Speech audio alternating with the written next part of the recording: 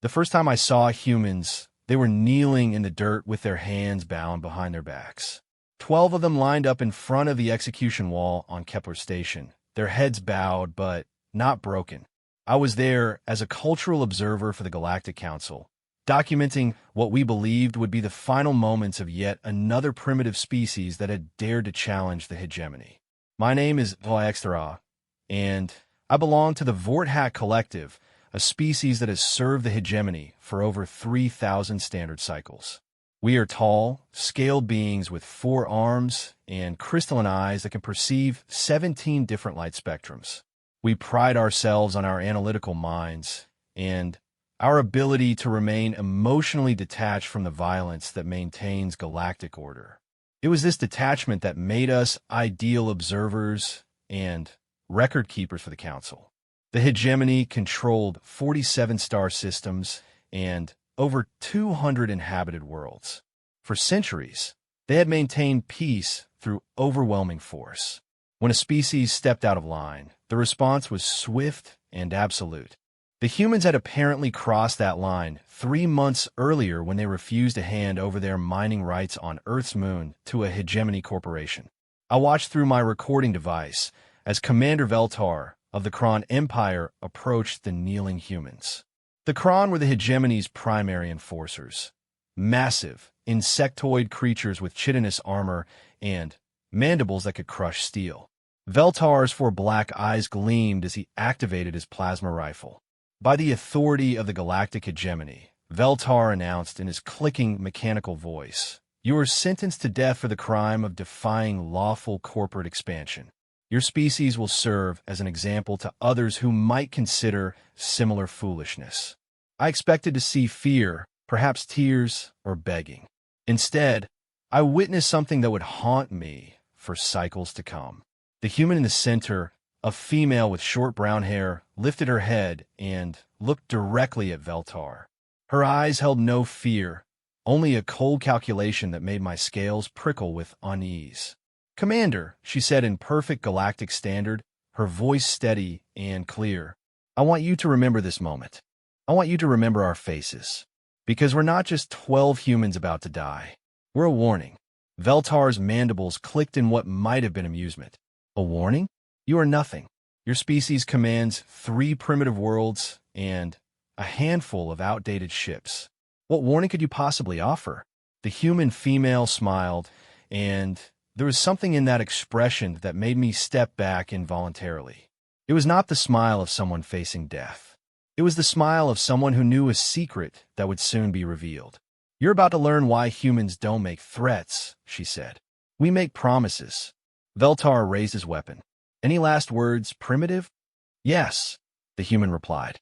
"Tell your superiors that Captain Sarachun of the Human Defense Corps sent her regards. And tell them that this was their one chance for mercy." The plasma bolt took her in the chest, and she fell forward without another sound. One by one, the other humans followed. They died quietly, with dignity, and each one made the same promise with their final words. "Remember our faces. Remember this moment. Remember that you chose this." As I transmitted my report back to the Galactic Council, I found myself troubled by what I had witnessed. In all my years of documenting the hegemony's executions, I had never seen condemned beings react with such calm certainty. Usually, there was panic, bargaining, desperate final attempts at negotiation. But these humans had faced death as if they were simply completing a scheduled appointment. 3 days later, I learned why. I was reviewing trade reports in my quarters aboard the Council observation vessel when my communication array began screaming alerts. Emergency broadcasts were flooding every channel simultaneously, all carrying the same impossible message. The hegemony's fortress world of Arcturus Prime was under attack. Arcturus Prime was considered impregnable. It was surrounded by a defensive grid that could destroy entire fleets, protected by energy shields that had never been penetrated, and garrisoned by over 1 million Kron soldiers. The system itself was a maze of automated defense platforms, gravity mines, and patrol ships. For 800 years, it had served as the symbol of hegemony power. But as I watched the tactical displays streaming from the battle zone, I witnessed the impossible unfold. Human ships, sleek and deadly, cut through the outer defenses like they were made of paper. Their weapons moved faster than anything in the hegemony arsenal, striking with surgical precision that spoke of intimate knowledge of every defensive system. The human fleet was smaller than I expected, perhaps 300 ships against Arcturus Prime's 5,000 defenders. But what they lacked in numbers, they made up for in pure, terrifying efficiency. They moved like a single organism, each ship perfectly coordinated with the others, as if they were controlled by a single mind. I watched a human destroyer eliminate 6 Kron battlecruisers in less than 30 seconds, its weapons firing in patterns that seemed to anticipate where the enemy ships would be rather than where they were. Another human vessel, something that my instruments couldn't even classify, phased through solid matter to appear inside the defensive grid, bypassing shields entirely. But it was when the human Marines began boarding actions that I truly understood what I was witnessing. The security feeds from inside Arcturus Prime showed armored figures moving with impossible speed and coordination. They knew exactly where to go, which corridors to take, which defensive positions to avoid. They moved through the fortress as if they had built it themselves. And then I realized the truth that would reshape my understanding of everything. They had built it. The tactical data streaming across my screens told a story that made my blood run cold. Every defensive system on Arcturus Prime, every weapon, every shield generator, every security protocol, they had all been manufactured by human corporations. The hegemony, in its arrogance, had bought their most sensitive military technology from the very species they considered primitive and insignificant. The human ships weren't just attacking Arcturus Prime. They were performing maintenance.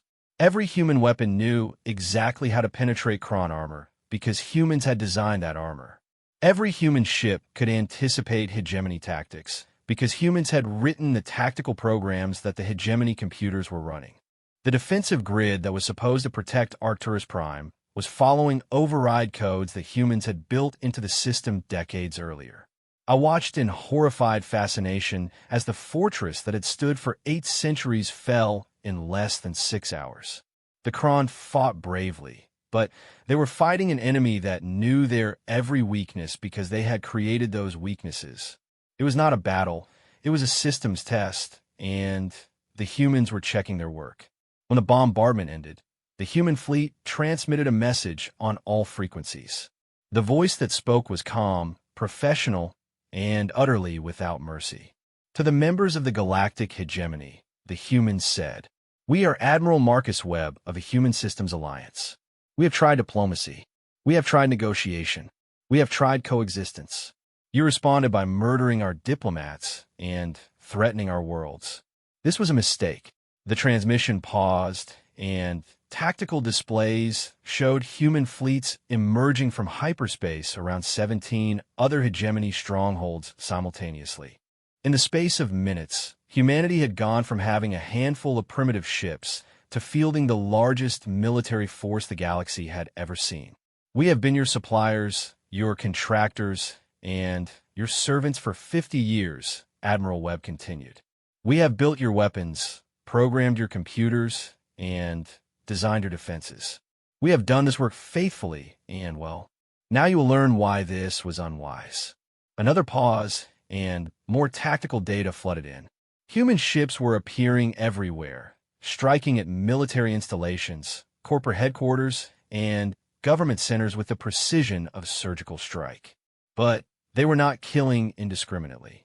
Civilian areas were being avoided, non-combatants were being evacuated, and surrender offers were being broadcast continuously.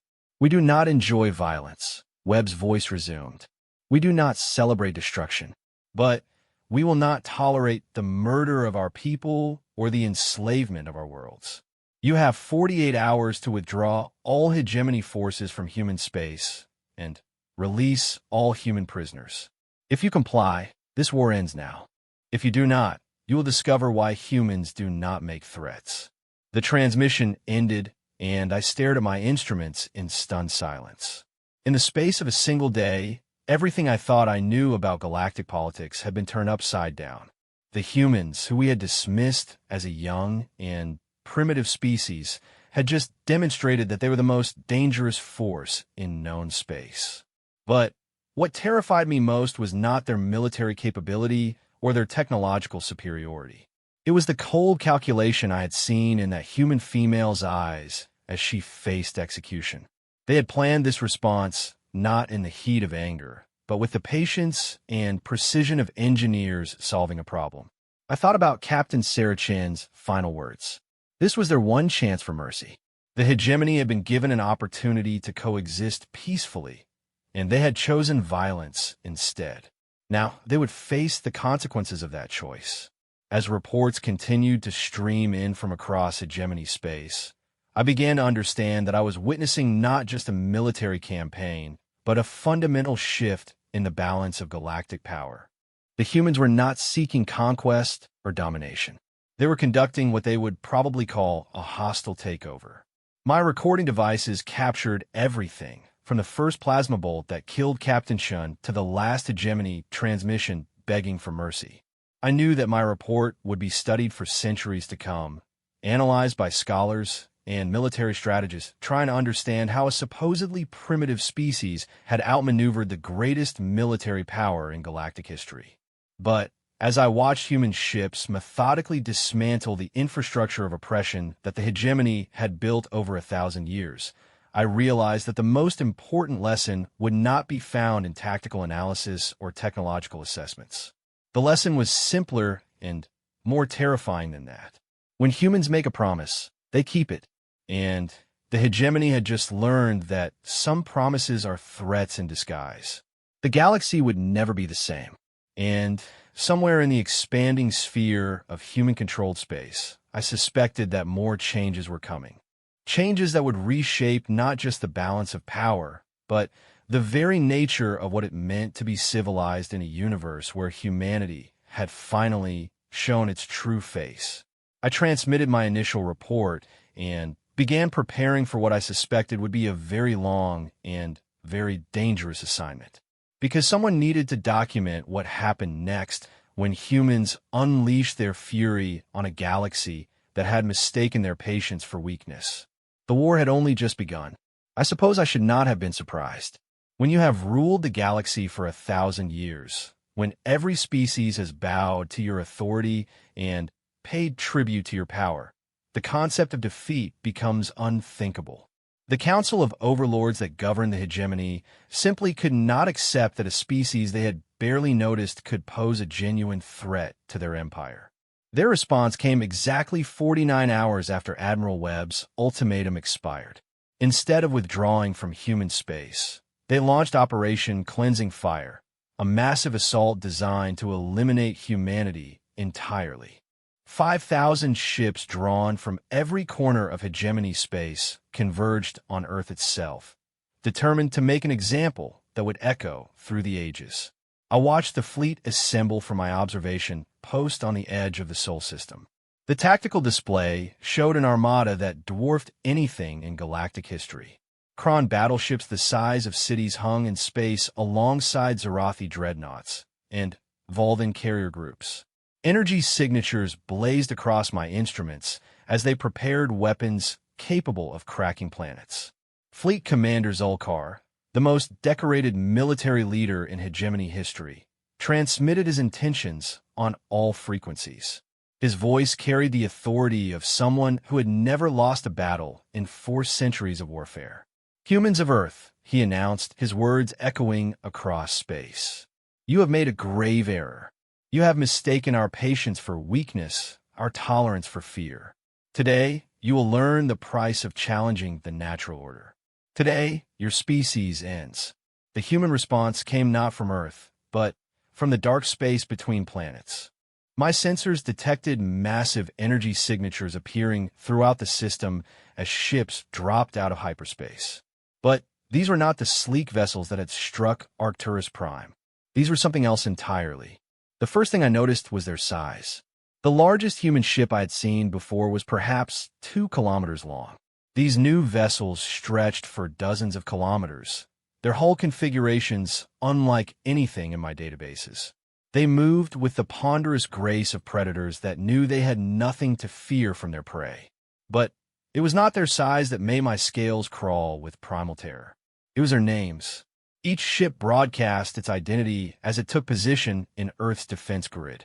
Vindictive, relentless, unforgiving, inexorable, merciless. They were not named for heroes or ideals or hopes. They were named for the emotions that humans felt when pushed beyond their limits. Admiral Webb's voice cut through space with the same professional calm I had heard before, but now I could detect something underneath it. Something that made me think of avalanches and volcanic eruptions and other natural forces that destroyed everything in their path. Fleet Commander Zulkar, Webb said, "This is your final warning.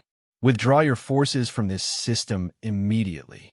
We have no desire to add to the casualties of this conflict."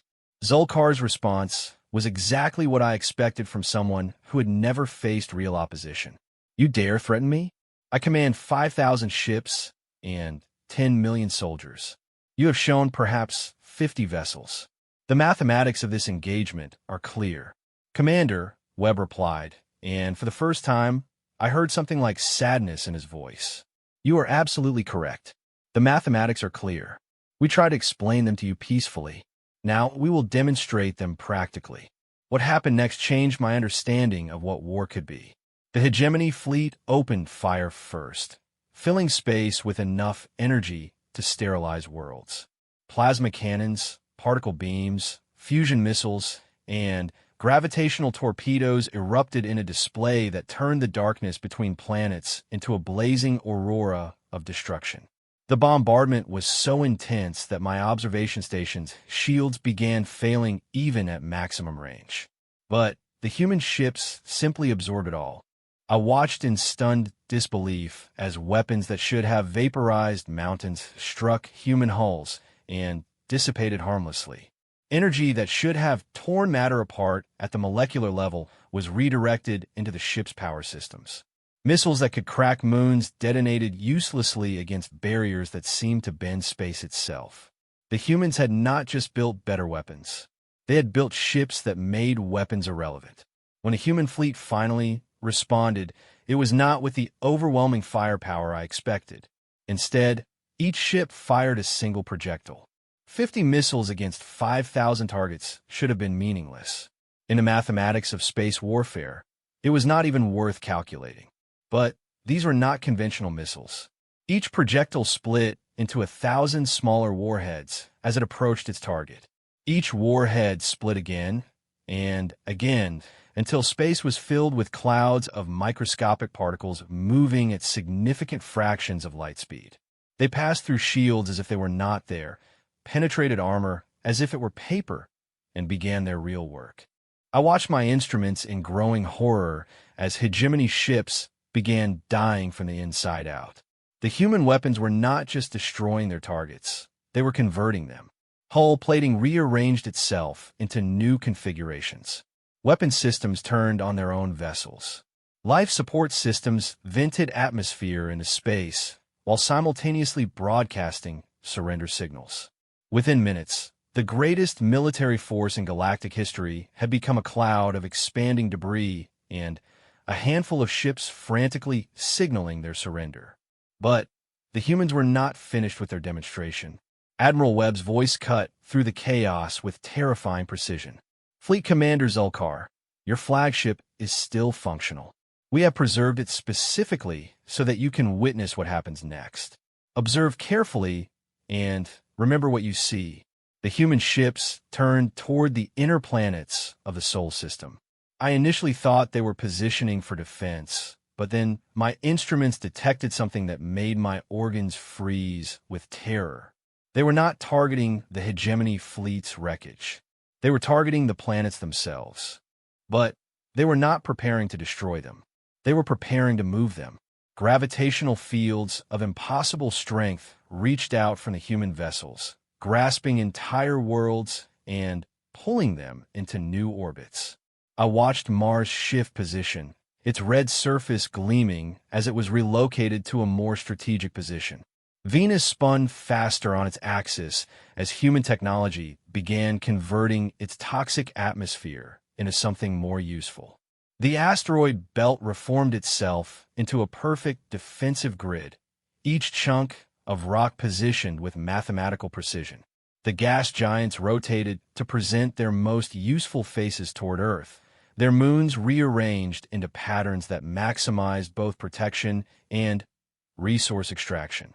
In the space of hours, humans had redesigned their entire solar system. This is what we tried to explain to you peacefully, Webb transmitted to the surviving hegemony forces. Humanity does not simply build weapons or ships or cities.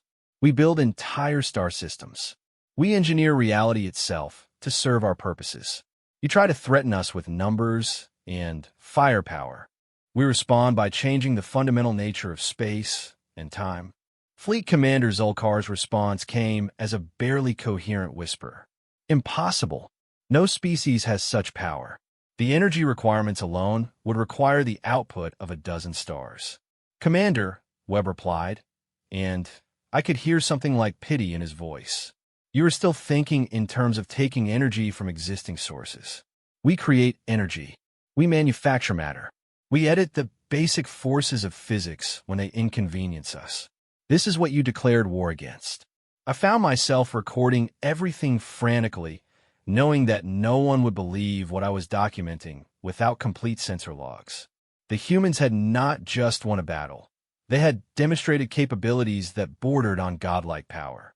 They had shown that they could reshape reality at will. But what terrified me most was their restraint. They could have destroyed the hegemony fleet instantly. They could have eliminated every trace of their enemies without effort. Instead, they had carefully preserved witnesses, demonstrated their capabilities with minimal loss of life, and provided multiple opportunities for surrender. This was not the behavior of species drunk on power or consumed by rage. This was the behavior of beings who had calculated the most efficient way to end a conflict with minimal casualties on all sides.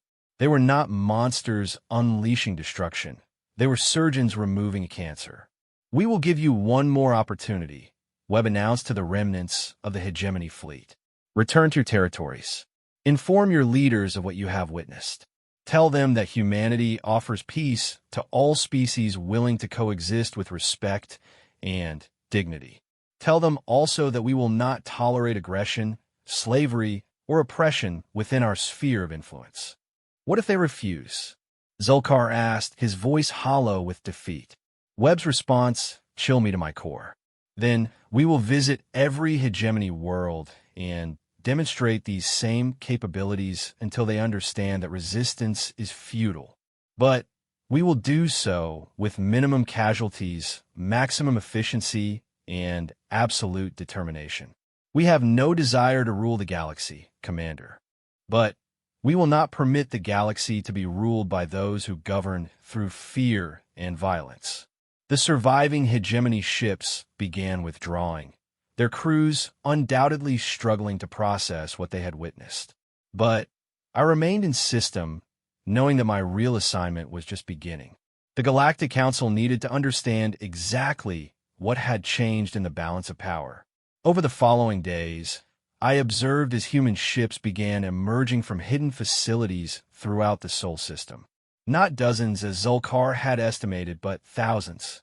Entire fleets that had been concealed in plain sight, disguised as asteroids or hidden in folded space. The Sol system had not just been defended. It had been transformed into a fortress that could manufacture reality itself. I interviewed human officers whenever possible, trying to understand how they had developed such incredible capabilities. The answers I received were both fascinating and deeply unsettling. We have always been good at seeing problems and solving them, Captain Jennifer Morrison of the destroyer Inevitable explained to me. For most of our history, our biggest problem was each other. We learned to fight wars that could destroy our entire planet, so we got very good at building things that could survive anything we could throw at them.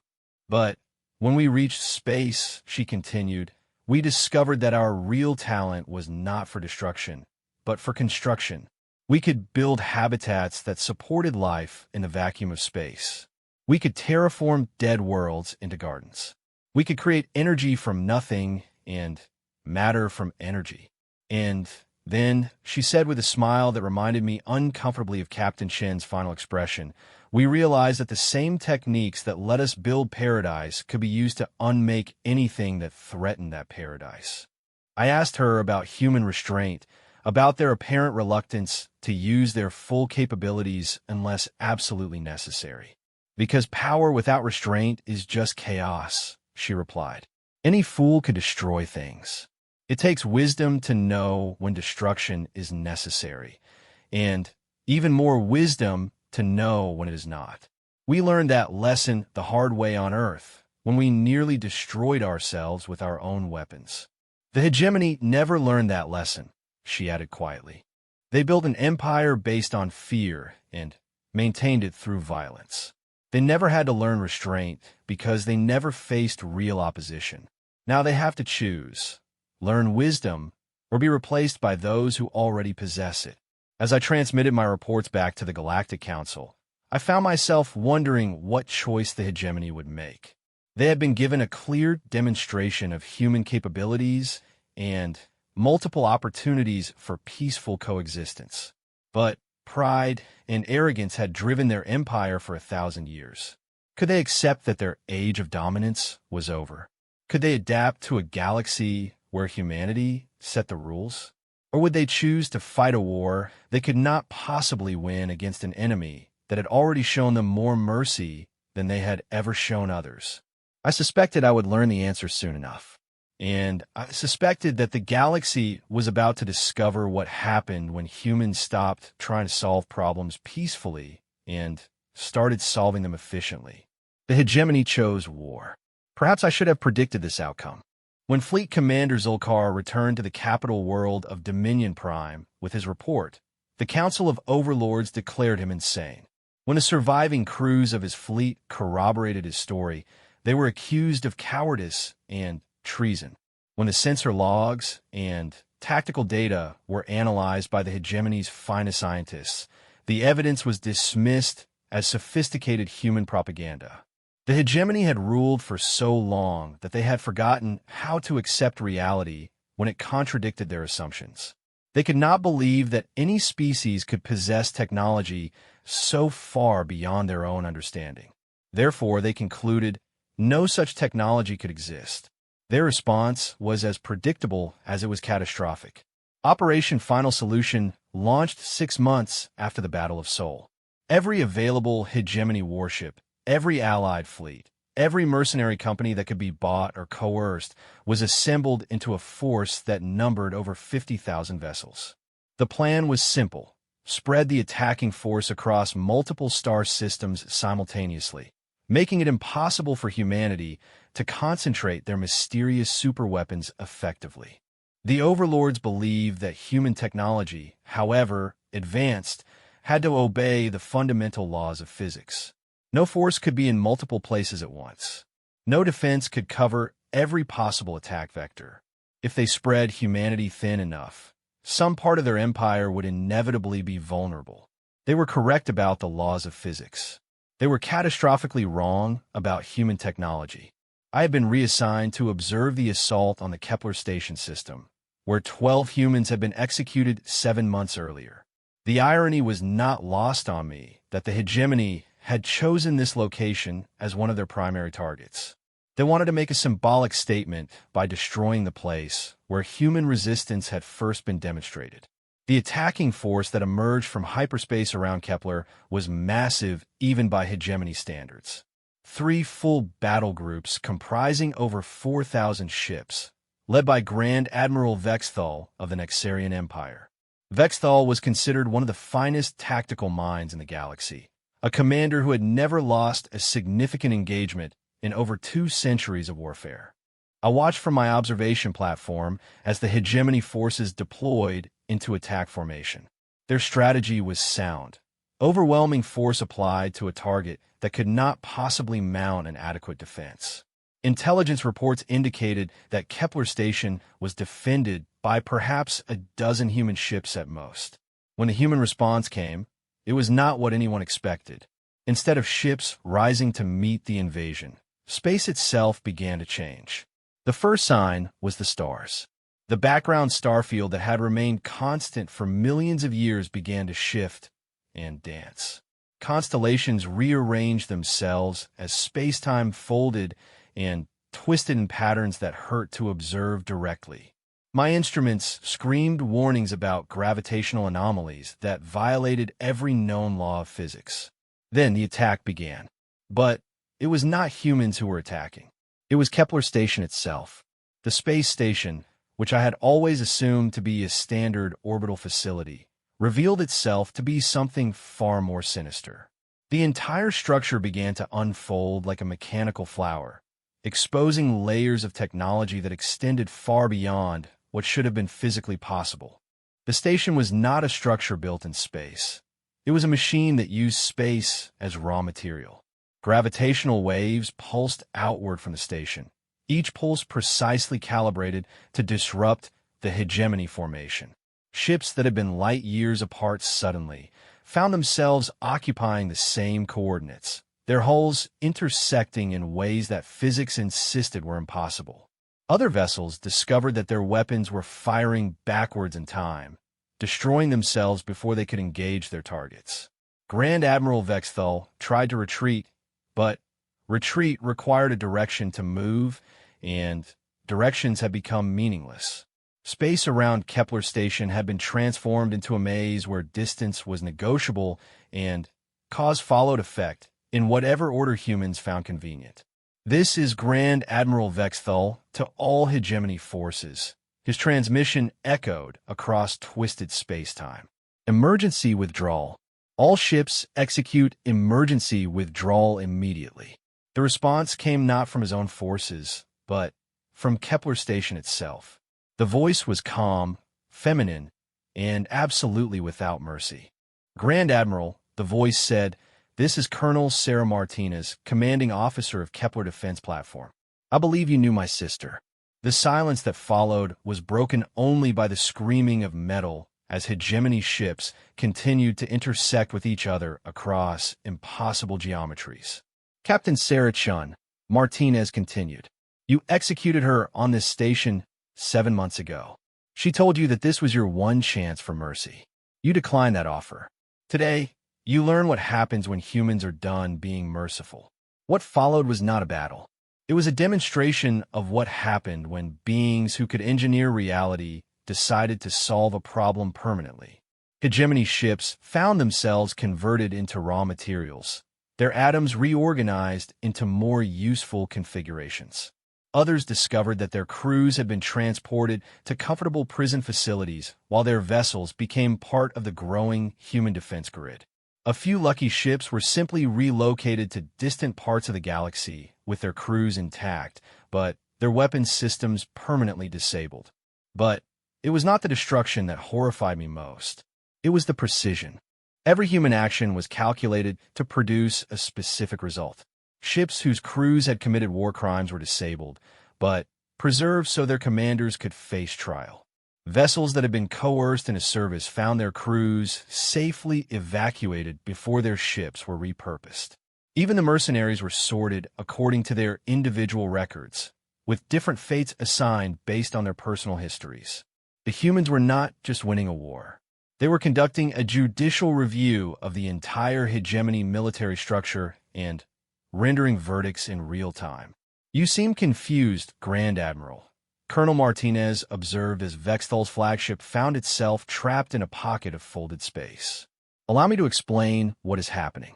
For the past 50 years, humanity has been building what your species would call a trap. We have embedded monitoring systems in every piece of technology we ever sold to you. We have recorded every order you have given, every atrocity you have committed, every act of cruelty you have authorized." The tactical display showed similar scenes playing out in star systems across hegemony space. Human defense platforms that had masqueraded as simple space stations were revealing their true nature, reshaping local physics to eliminate entire invasion fleets with surgical precision. "We know which of your officers are war criminals, and which are simply following orders, Martinez continued. We know which of your soldiers joined voluntarily, and which were conscripted. We know who can be redeemed, and who must be stopped permanently. Today is Judgment Day, Admiral, and humans are very thorough judges. Vexthal's response came as a whisper that somehow carried across space despite the impossibility of conventional communication in the twisted geometry surrounding his ship. What are you? Martinez's answer would haunt my dreams for cycles to come. We are what you made us, Admiral. You taught us that peace was weakness, that mercy was foolishness, that the strong should dominate the weak without question. You forced us to become something capable of stopping you. We learned your lessons very well. I watched in fascination and terror as the human defense systems continued their work. Hegemony forces that had seemed infinite in number were being processed with the efficiency of a manufacturing plant. Ships were sorted, crews were evaluated, and appropriate responses were implemented with a speed that suggested vast computational resources working in perfect harmony. But it was not just military forces that were being addressed. My long-range sensors detected human activity throughout hegemony space. Slave colonies were being liberated, with their populations evacuated to better worlds. Oppressed species were finding their homeworlds suddenly, free of occupation forces. Corrupt officials were being arrested while their victims were provided with reparations extracted from previously hidden accounts. The humans were not just ending the hegemony's military capacity. They were dismantling the entire system of oppression that the hegemony represented. How long? Vexthal asked, his voice broken by defeat and confusion. How long have you been planning this? Since the first day one of your corporations offered to buy our technology, Martinez replied. We knew what you were. We knew what you would eventually try to do to us. So we prepared for this day from the very beginning. Every device we sold you, every service we provided, every treaty we signed, it was all designed to give us the tools we would need to dismantle your empire when the time came. The executions on Kepler Station were not the beginning of this war, Admiral. They were the signal we had been waiting for. When you murdered our diplomats, you told us that peaceful coexistence was impossible. You forced us to implement a solution we had hoped never to use. The scope of human planning became clear as reports continued to flood in from across the galaxy. Human technology had been integrated into every aspect of hegemony civilization for decades. Transportation networks, communication systems, manufacturing facilities, even environmental controls on major population centers. All of it was suddenly under human control. The hegemony had not just been defeated in battle. They had been systematically infiltrated and compromised over the course of generations. Every piece of technology they had purchased, every human advisor they had employed, every trade agreement they had signed had been part of an enormous trap that was now finally springing shut. We offered you partnership, Martinez said as the last of Vexthal's fleet was processed by the Kepler defense systems. We offered you trade, cooperation, mutual benefit. You responded with slavery, exploitation, and murder. You made your choice, Admiral. Now you live with the consequences. As the battle, if it could even be called that, concluded, I found myself reviewing my recordings with a growing sense of awe and terror.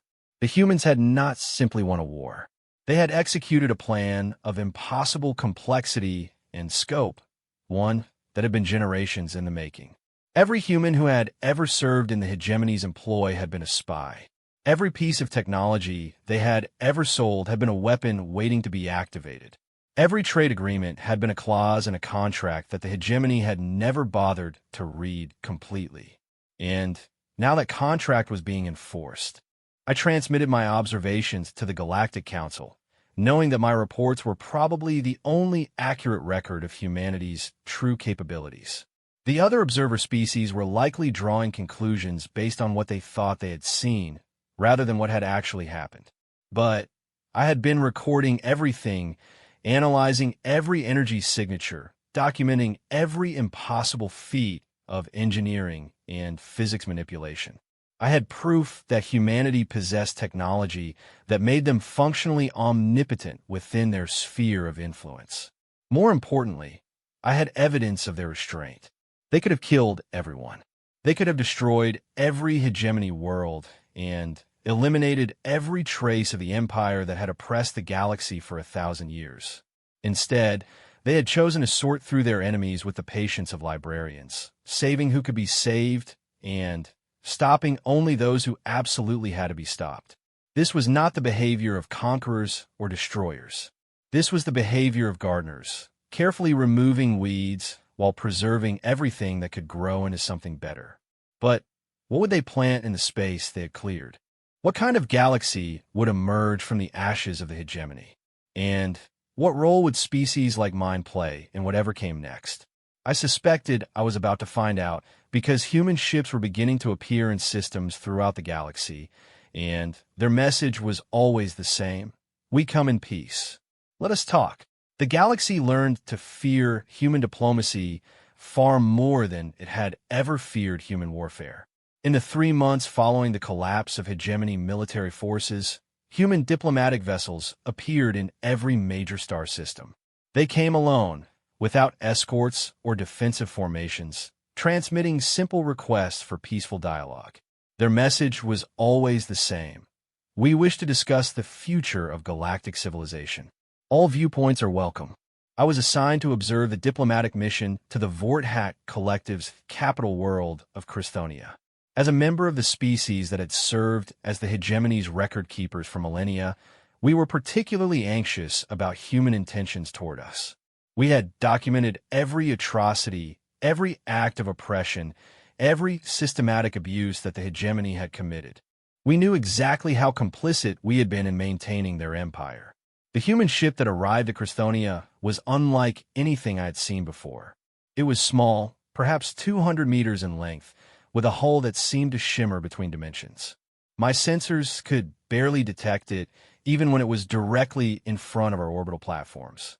When it requested permission to dock, our traffic controllers initially denied the request because they could not locate the vessel on their displays.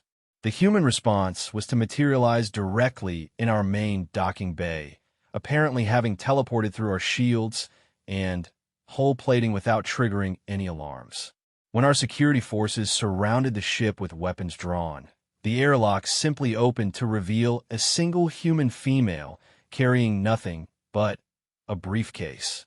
"Hello," she said in perfect Vorthak standard, her pronunciation flawless despite the fact that our language required precise, harmonic modulations that most species found impossible to produce. "I am Ambassador Elena Vasquez of the Human Systems Alliance. Thank you for agreeing to meet with me." High Coordinator HFY, the leader of our collective, approached the human with the caution one might show toward a tame predator. "We did not agree to meet with you," he pointed out. "You appeared in our docking bay without authorization." Ambassador Vasquez smiled with what appeared to be genuine embarrassment. "I apologize for the dramatic entrance.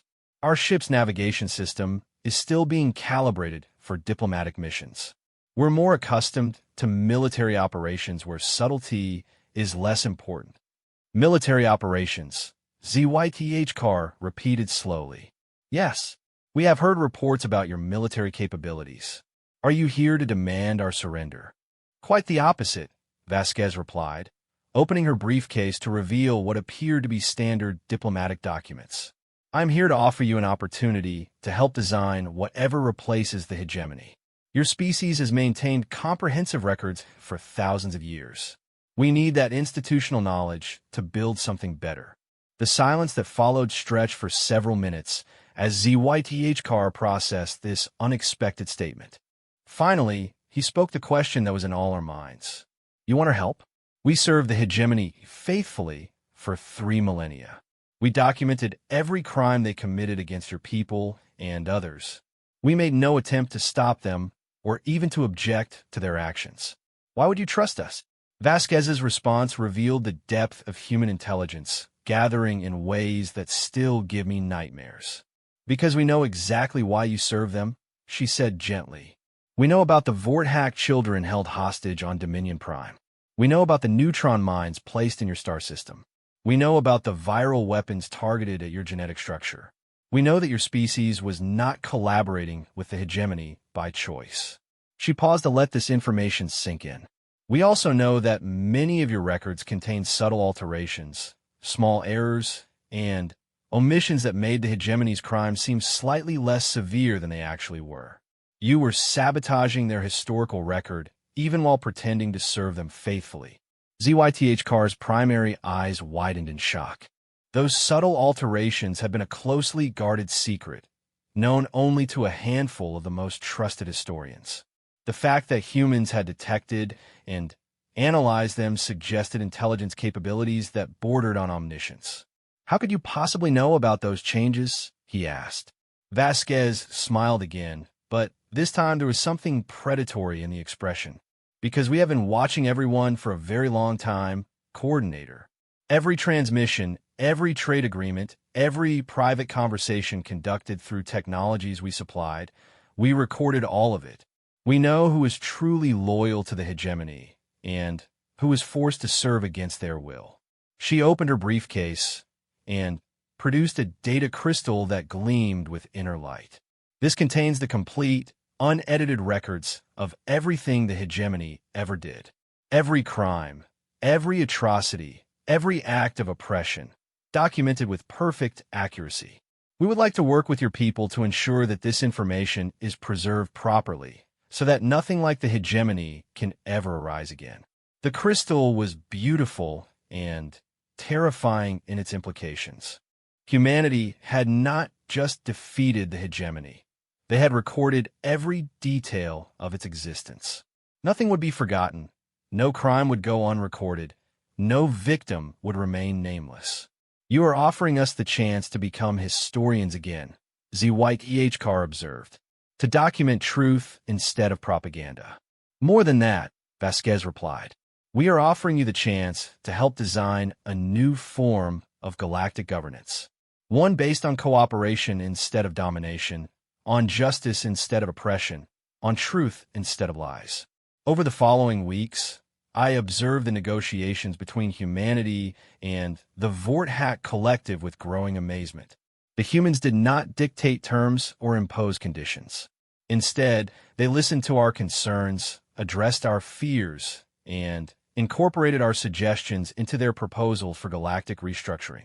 But it was not just the Vorthack who were being consulted. Human diplomatic missions were conducting similar conversations with hundreds of species across the galaxy. Every culture, every government, every significant faction was being invited to participate in designing what would replace the hegemony. The scope of human logistical capability was staggering. They were conducting thousands of simultaneous negotiations while maintaining perfect knowledge of each species' history, culture, and specific needs. No detail was too small for their attention, no concern too minor for consideration. And gradually, a picture emerged of what humanity intended to build. It would not be an empire. There would be no central authority imposing its will on subject species. Instead, there would be a confederation of independent worlds united by shared principles and mutual defense agreements. Trade would be voluntary, governance would be local, and conflicts would be resolved through mediation rather than force. But the most radical proposal was humanity's insistence on transparency. Every government decision must be public, Ambassador Vasquez explained during one of our sessions.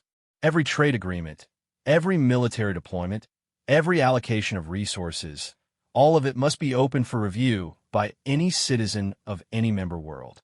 Secrets are what allowed the hegemony to grow corrupt and oppressive. Without secrecy, such corruption becomes impossible. The proposal was met with resistance from many species who were accustomed to operating behind closed doors. But humanity's response was simple. Transparency was not negotiable. Any species that wished to participate in the new galactic order would have to accept that their actions would be subject to constant scrutiny. But what about sensitive military information? Asked Ambassador Clefveer of the Meridian Consortium. Surely some things must remain classified for security reasons. Vasquez's response was delivered with the same calm certainty I had come to associate with human statements. There will be no military secrets, because there will be no military threats. Any species that attempts to build weapons for conquest rather than defense will find their efforts discouraged. The word discouraged was spoken with such mild emphasis that it took me a moment to understand the threat it contained. Humanity would not permit the development of aggressive military capabilities. They had the power to monitor and prevent such developments, and they would use that power without hesitation. But the carrot that accompanied this stick was unprecedented in galactic history. In exchange for transparency and peaceful cooperation, Vasquez continued, humanity offers to share our technology freely with all member worlds. Medical advances, environmental engineering, energy production, space transportation, everything we have developed will be made available to everyone. The silence that followed was deafening. Humanity was offering to give away technology that could transform entire civilizations, asking for nothing in return except honesty and peace. Why? Clethvir asked, voicing the question that was in all our minds. Why give away such valuable knowledge? Vasquez's answer encapsulated everything I had learned about human nature during my long observation of their species. Because knowledge that benefits only one species is wasted knowledge, she said simply. Because we learned long ago that the prosperity of our neighbors contributes to our own prosperity. Because we discovered that the only way to ensure permanent peace is to ensure that everyone has too much to lose by choosing war. And because, she added with a smile that was both gentle and absolutely terrifying, we have seen what happens when advanced technology is hoarded by those who use it to oppress others. We will never allow that to happen again. The negotiations continued for months, but the outcome was never really in doubt. Humanity had demonstrated both the power to destroy any opposition and the wisdom to build something better in its place. Species that had been enemies for millennia found themselves working together to design a future that would benefit everyone. The former hegemony worlds were reorganized into the Galactic Cooperative, with Earth serving not as a capital, but as a neutral meeting ground where disputes could be resolved peacefully. Human technology began flowing freely to member worlds, transforming deserts into gardens and turning resource-poor systems into centers of prosperity. But the most profound change was not technological, but cultural. For the first time in galactic history, there was no supreme authority to fear or rebel against. No overlords to appease, no tribute to pay, no armies to avoid. Species were free to develop according to their own values and traditions, secure in the knowledge that their independence would be protected by beings powerful enough to enforce that protection. I documented every stage of this transformation, knowing that I was witnessing the birth of a new form of civilization. The hegemony had ruled through fear, offering security in exchange for submission. Humanity ruled through hope, offering prosperity in exchange for cooperation. But as I compiled my final reports on the diplomatic process, I could not shake the feeling that I was still missing something important about human intentions. Their technology was beyond anything I could comprehend, their planning was flawless, and their restraint was absolute. But what do they really want? The answer came during my final interview with Ambassador Vasquez, when I asked her directly what humanity hoped to gain from creating the Galactic Cooperative.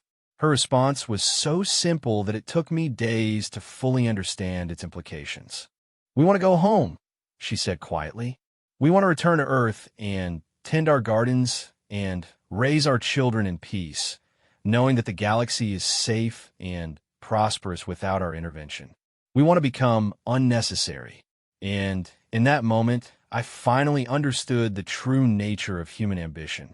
They did not seek to rule the galaxy. They sought to fix it so thoroughly that it would never need rulers again. They wanted to create a civilization that could govern itself without oppression, resolve conflicts without violence, and prosper without exploitation. They wanted to build something so stable and self-sustaining that they could walk away from it entirely. This was not conquest. This was the ultimate expression of human engineering. the creation of a system that would function perfectly without its creator's continued involvement.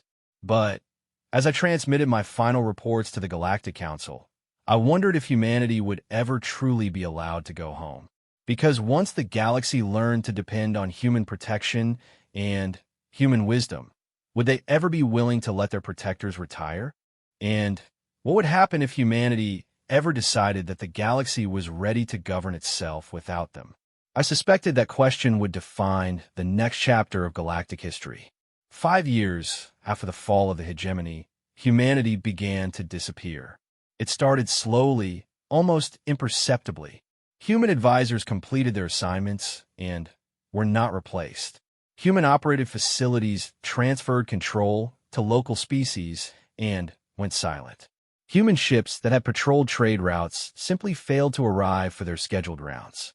At first, the member worlds of the Galactic Cooperative assumed this was a temporary adjustment. Perhaps humanity was consolidating their forces or upgrading their technology, or simply taking a well-deserved rest after their monumental efforts to rebuild galactic civilization. But as months passed and the absence became more pronounced, unease began to spread throughout the galaxy. I was assigned to investigate this phenomenon, traveling from system to document what was happening to our protectors. What I discovered was both exactly what I should have expected and completely terrifying in its implications. Humanity was keeping their promise. They were going home. On the industrial world of Makani 7, I found a massive manufacturing complex that had been producing medical supplies for half the galaxy. The facility was still operating at full capacity, but when I requested to speak with the human supervisors, I was informed that the last human had departed 6 months earlier. Where did they go? I asked the mechanid engineer who had assumed control of the facility. They said their work was finished, she replied, her mechanical voice tinged with confusion. They taught us everything we needed to know about operating and maintaining the equipment. They provided complete technical documentation. They even left instructions for expanding production if demand increased. Then they just left. The same pattern was repeating across the galaxy. Human teachers finished training their replacements and departed. Human engineers completed their projects and vanished. Human diplomats concluded their negotiations and withdrew to parts unknown. They were not abandoning the galaxy, they were graduating it. Every human installation had been transferred to local control with comprehensive documentation and training programs. Every human innovation had been shared freely with detailed instructions for replication and improvement.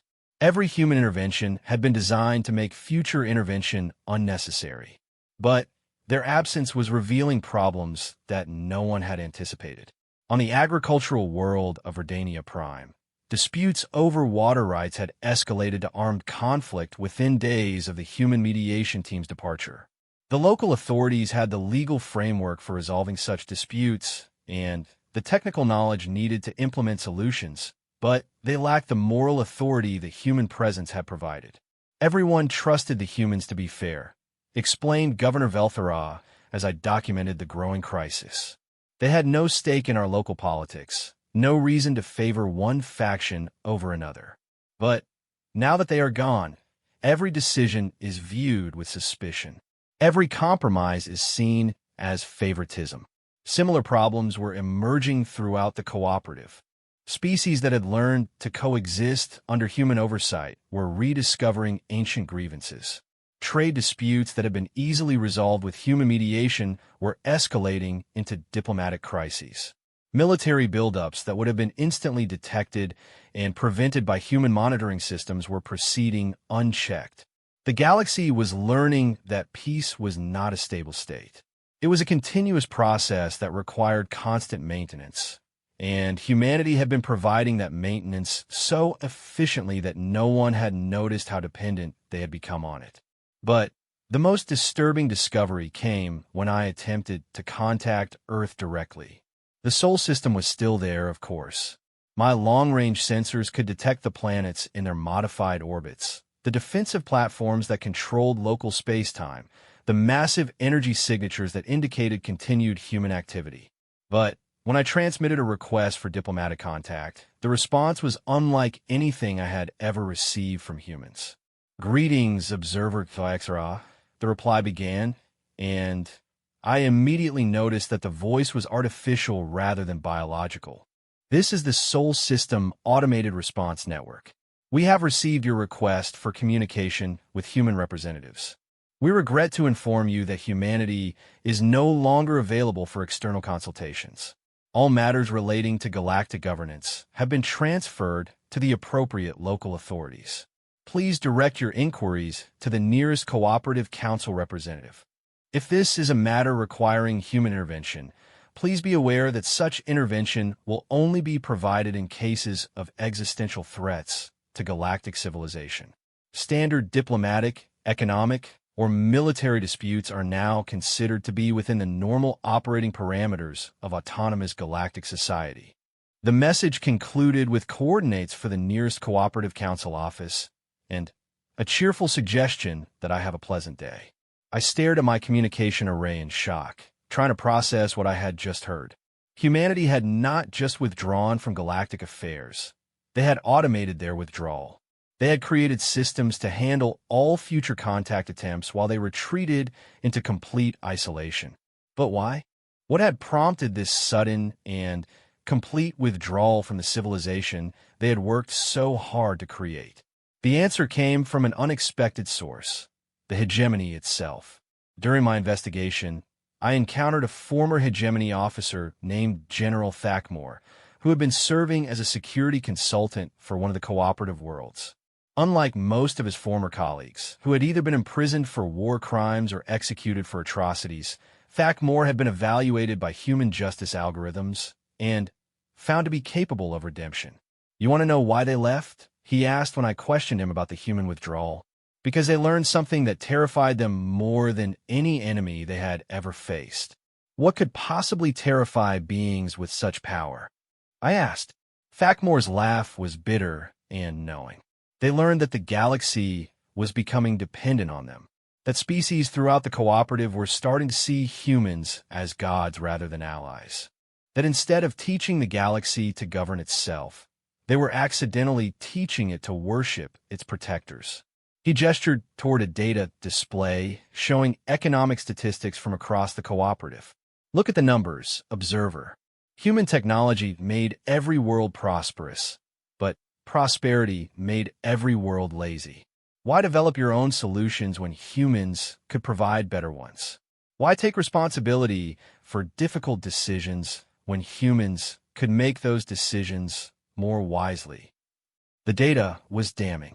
Across the cooperative, local research and development had declined dramatically as species became dependent on human innovation. Military forces had been reduced to ceremonial units as worlds relied on human protection. Even basic governance had suffered as local officials deferred difficult decisions to human advisors. The humans created exactly the problem they had tried to solve, Thakmore continued. They had destroyed the hegemony because it created dependency and oppression. But their own success was creating a different kind of dependency, one based on gratitude rather than fear, but dependency nonetheless. So they chose to leave before the cooperative could become another hegemony. I concluded.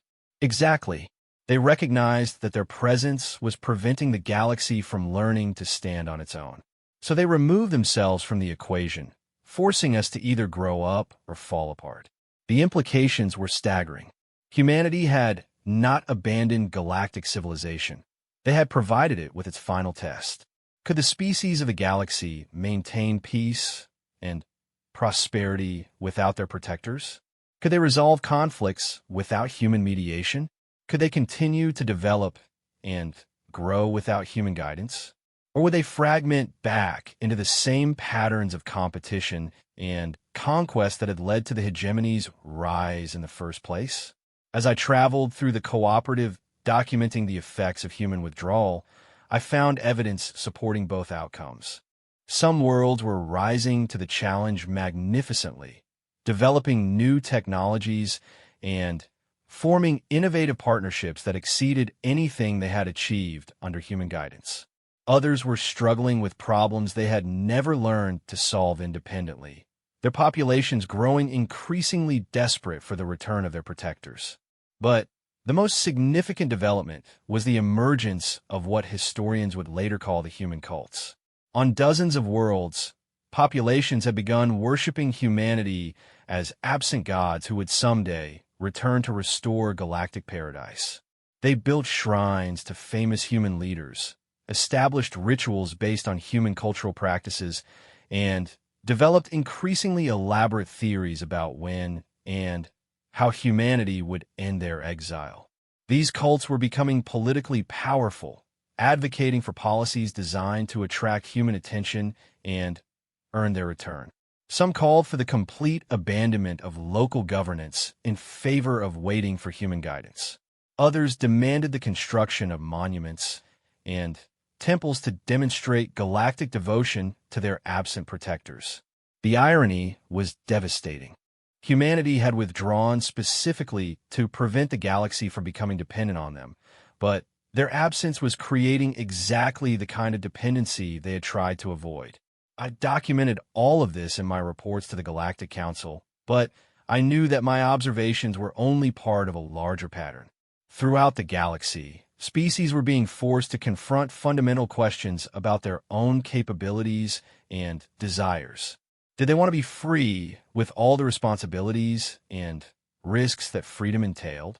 Or did they want to be protected, even if that protection came at the cost of their independence and growth?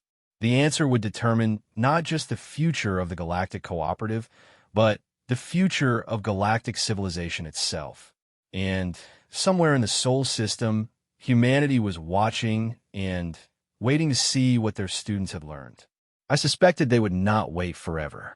If the galaxy proved capable of governing itself wisely and peacefully, perhaps humanity would eventually emerge from their self-imposed isolation to rejoin galactic society as equals rather than protectors.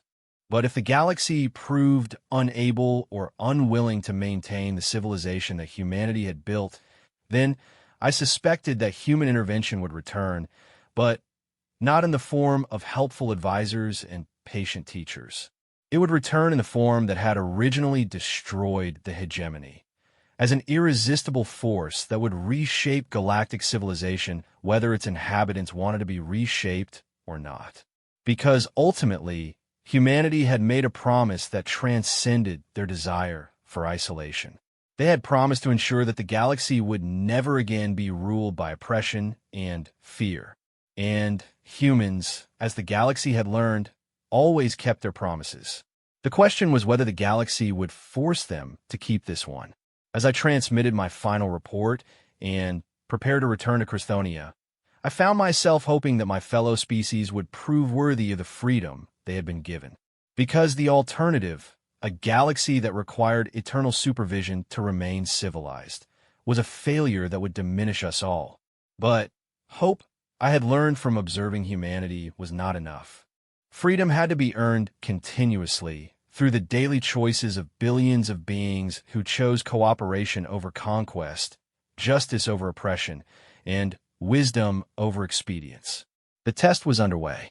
The results would determine whether the galaxy deserved to be free or whether it needed to remain under the protection of beings powerful enough to enforce civilization upon those too immature to maintain it themselves. Either way, I suspected humanity would be watching.